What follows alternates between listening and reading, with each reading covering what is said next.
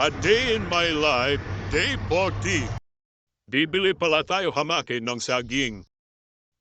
At syempre, bibili rin tayo ng kape. Syempre, I like brown and I love brown. Because I'm brown.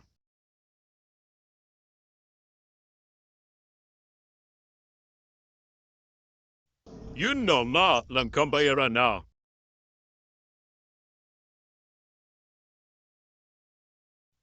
Time check, 5:10 in the morning.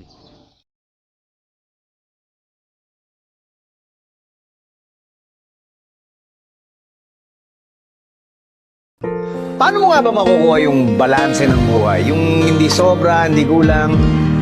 Sabi nila, hindi raw talaga mahanap yun eh. Dapat daw ikaw mismo ang gumawa. Maging mabait ka pero huwag kang magpapabuso. Magtiwala ka pero huwag kang magpapaloko.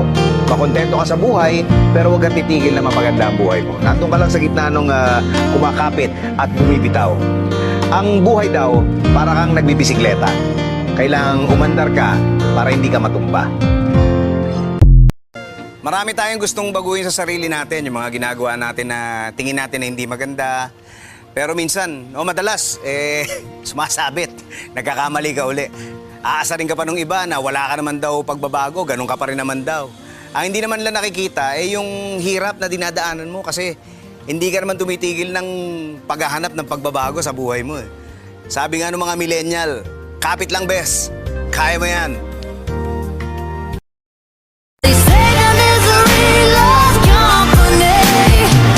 Palagi yung dadaan, matatapasan mo lang ang tagumpay, hindi ka susuko.